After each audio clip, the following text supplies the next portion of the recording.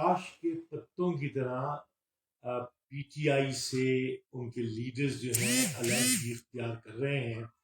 کئی ان میں سے اپنے عہدوں سے مستعفی ہو رہے ہیں، کئی نے تو پارٹی چھوڑ.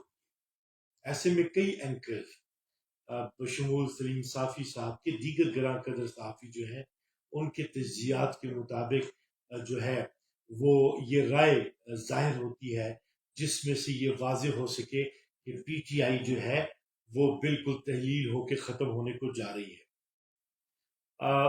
ایک بات تو اپنی جگہ پہ طے ہے کہ یہ تحلیل ہونے کا جو عمل ہے یہ نیچرل نہیں ہے، یہ مصنوعی ہے، یہ کمپلشن ہے، حالات کا تقاضا ہے، مجبوری ہے،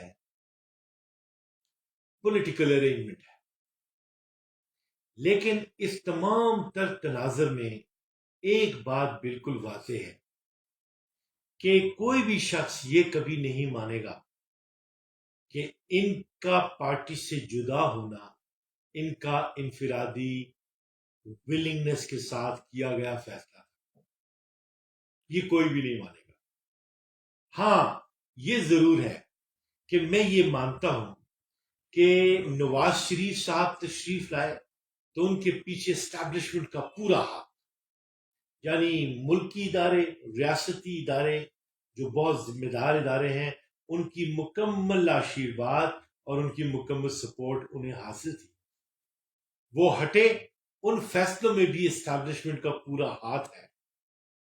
عمران خان آئے، وہاں بھی اسٹیبلشمنٹ کی سرپرستی، کارگزاری، تعاون موجود تھا. اسی لیے انہیں سلیکٹڈ بھی کہا گیا، سلیکٹڈ پرائم منسٹر بھی کہا گیا. لیکن اس کے باوجود ایک چیز اور بھی واضح ہے کہ عمران خان افینسو رہے. پرائم منسٹر ہوتے ہوئے انہوں نے کہا تھا کہ میری جماعت کو گرانے کی کوشش کی جا رہی ہے، فیصلہ کیا جا رہا ہے، اگر آپ لوگوں نے ایسا کیا تو میں اس سے زیادہ خطرناک ہو جاؤں. اور پھر ہم نے دیکھا بھی، اب جہاں پہ ہم کھڑے ہیں یہاں پہ جو چیزیں سامنے آ رہی ہیں وہ یہ ہے کہ الیکشنز جو ہوں گے کیا وہ فیئر اینڈ فری ہوں گے؟ کیا وہ فیئر فری ہو سکتے ہیں؟ کیا ایسا ایکسپیکٹ کیا جا سکتا ہے؟ میں سمجھتا ہوں کہ اس جانب یقین کے ساتھ نہیں کہا جا سکتا. اب کانسٹیٹیوشن جو ہے، ایک بات تو طے ہے کہ کانسٹیٹیوشنل کرائسس ہمارا ملک فیس کر رہا ہے. اور اس میں ایک بات بھی بڑی عجیب سی ہوئی ہے نا، یہ جو 9 مئی کا واقعہ ہے، یہ واقعہ نظر انداز کرنے والا ہے نہیں. آپ شہیدوں کی یادگاروں پہ حملے کریں، آپ جا کے جنا ہاؤس پہ حملے کریں، لیکن دیکھیے اینیمیز ودن بھی تو ہوتے ہیں نا، اور انتشار سے فائدہ بھی اٹھاتے ہیں.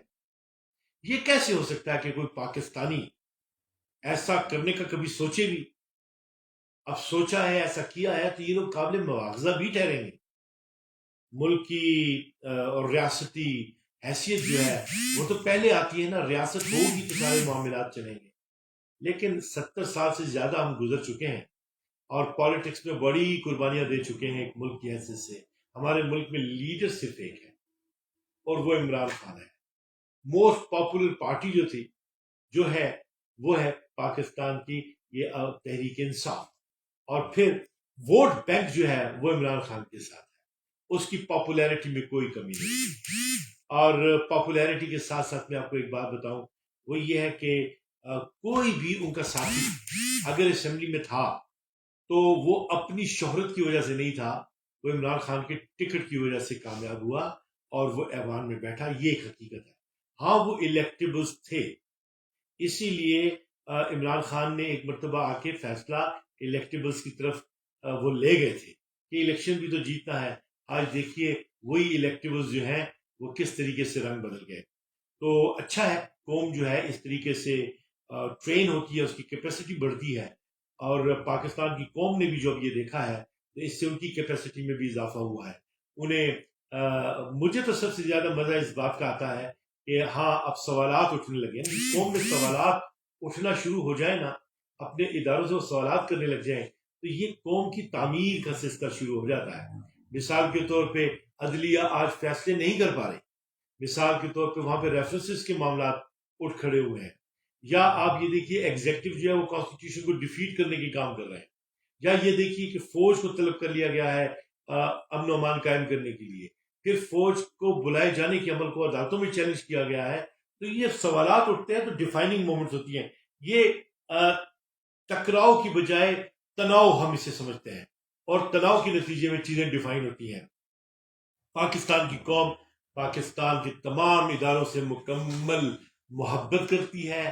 ہاں یہ ضرور ہے کہ ولی خان نے ایک مرتبہ کہا تھا کہ فیصلہ جو ہے یہ کرنا پڑے گا کہ حکومت چلانی کس نے ہے، اداروں نے چلانی ہے یا کہ چلانی ہے سیاستدانوں نے۔ ہاں یہ بات ضرور ہے کہ ہمارے یہاں پہ کوئی بھی پولیٹیکل پارٹی انسٹیٹیوشن نہیں بن سکی۔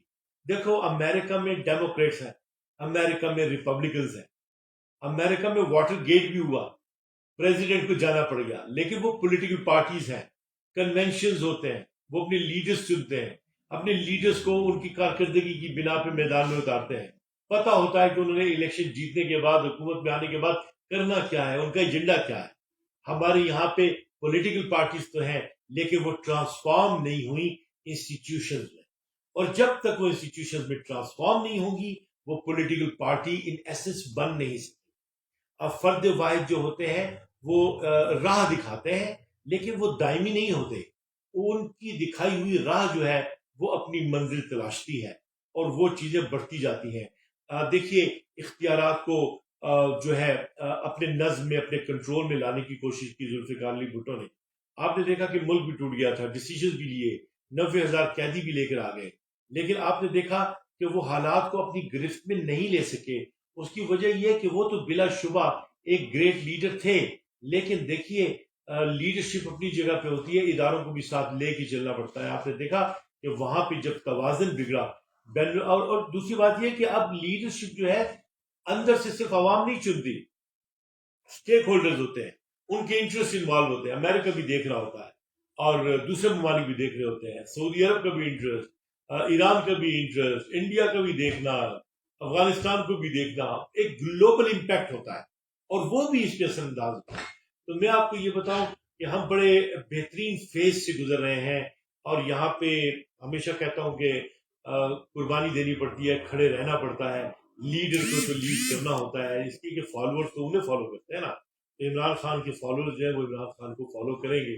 اب یہاں پہ قیادت کیسے انہوں نے برقرار رکھنی ہے، یہ ایک ان کے لیے ایک چیلنجنگ مومنٹ ہے جس کو انہوں نے ہی ایکسیپٹ کر کے جو ہے آگے لے کے چلنا ہے۔ اور باقی یہ ہے کہ یہ جو بگاڑ پیدا ہوا ہے اس کی سنبھال بڑی ضروری ہے۔ دوسرے جو پولیٹیشنز ہیں وہ اگر پگمیز رہیں گے، وہ اگر مطلبی رہیں گے، وہ اپنے ویسٹڈ انٹرسٹ کے لیے قائم کریں گے، تو بات یہ ہے کہ وہ یہی کریں گے کہ وہ کہیں گے جی اسے اپنے راستے سے ہٹا دو۔ لیکن راستے میں سے تو آپ نے بھٹو کو بھی ہٹا دیا، راستے میں سے آپ نے بے نظیر کو بھی ہٹا دیا، راستے میں سے تو آپ بھی کل جو ہے ہٹ جائیں گے، ہٹا دیے جائیں گے۔ انسٹیٹیوشنلائز کریں نا چیزوں کو، آپس میں بیٹھ کے معاملات کو طے کریں۔ تو میں اداروں سے بھی کہتا ہوں، میری تجویز ہے، میری یہ رائے ہے کہ ان معاملات کو ریزالو کیجیے۔ مجھے یقین ہے کہ میرا کوئی بھی ادارہ جو ہے وہ پاکستان کے تناظر میں، پاکستان کے دفاع کے معاملے میں، پاکستان سے لائلٹی کے معاملے میں بھی کوئی دغا بازی نہیں کر سکتا، بلکہ وہ ہمیشہ اپنی جان پہ کھیلے گا لیکن پاکستان کے تشخص کو قائم رکھے گا۔ یہ سارے کریں گے۔ ہمارے جو لیڈرز ہیں وہ لیڈرز جو کہ پاکستان میں بلیو رکھتے ہیں، فیڈریشن پہ بلیو رکھتے ہیں، وہ رول آف لا کے لیے کام کرنا چاہتے ہیں، وہ کبھی بھی یہ نہیں چاہیں گے کہ بگاڑ پیدا ہو۔ ہم جیسے جو لوگ ہیں نا، جنہوں نے تاریخ کو گھول کے پیا ہوا ہے، ہم تاریخ کا ایک ایک زخم اپنے سینے پہ لیے بیٹھے ہیں، ہم ان معاملات کو اب جس طرح سے دیکھ رہے ہیں، ماضی میں بھی ہم یہ زخم جو ہے وہ سہ چکے ہیں۔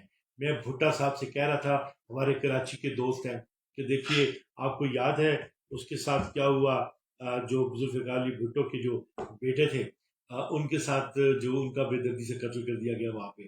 آپ نے دیکھا بھٹو فیملی کے ساتھ کتنے امتحانات جو ہیں گزرے۔ مرتضیٰ بھٹو کا میں تذکرہ کر رہا تھا، تو بے نظیر سمیت کیا کیا حالات گزرے ہیں۔ تو ان تمام حالات کی گزران جو ہے وہ دیکھیں کتنی ایڈوانسڈ صورت میں ہمارے سامنے آ رہی ہے۔ عدلیہ کے لیے بھی بہت بڑا امتحان ہے۔ یہ شکر ہے کہ ہمارے جو عدالت ہائے عالیہ جو ہے وہ اس وقت ایک منظم کیفیات میں بڑی ذمہ داری کے ساتھ اپنے عوام سر انجام دے رہے ہیں. سندھ ہو، بلوچستان ہو، پنجاب ہو، ہمارا خیبر پختونخوا ہو، بہترین انداز سے، بڑے ایکیڈیمک انداز سے، بڑے سنبھال کے ساتھ ملک کی سالمیت کو مد نظر رکھتے ہوئے یہ جو حالات ہوئے ہیں ان کا زخم محسوس کرتے ہوئے اور پھر پرسنل لبرٹیز کو جس طریقے سے، سول لبرٹیز کو جس طریقے سے پروٹیکٹ کر رہے ہیں، میں کہتا ہوں آؤٹ کلاس. اور بارز جو ہیں ان کا اس وقت جو رویہ ہے وہ بھی بہت معنی خیز اور بڑا زبردست ہے، اس لیے کہ وہ بھی کانسٹیٹیوشن کو اپہولڈ کرنے کی بات کرتے ہیں، لا کو اپہولڈ کرنے کی بات کرتے ہیں، رول آف لا کی بات کرتے ہیں. تو ہمیں یہ ماحول بنانا ہوگا بالکل ایسے جیسے کہ ہمارے کانسٹیٹیوشن کی حقیقی منشا ہے. نٹ شیل یہ ہے کہ تمام سٹیک ہولڈرز بیٹھ کے ان معاملات کو ریزالو کریں اور اس کی روشنی میں فیصلہ کریں. پھر جو فیصلہ وہ پاکستان کے لیے بہتر سمجھیں گے وہ فیصلہ کریں، لیکن after due deliberation with every body. اگر آپ یک طرفہ طور پہ یہ فیصلہ کر دیں کہ جناب مائنس عمران خان، تو پھر بات یہ ہے کہ بگاڑ ہی بڑھے گا، آگے سنبھال نہیں ہوگا. اور دوسری بات یہ ہے کہ عذر تمام کرنا بہت ضروری ہے.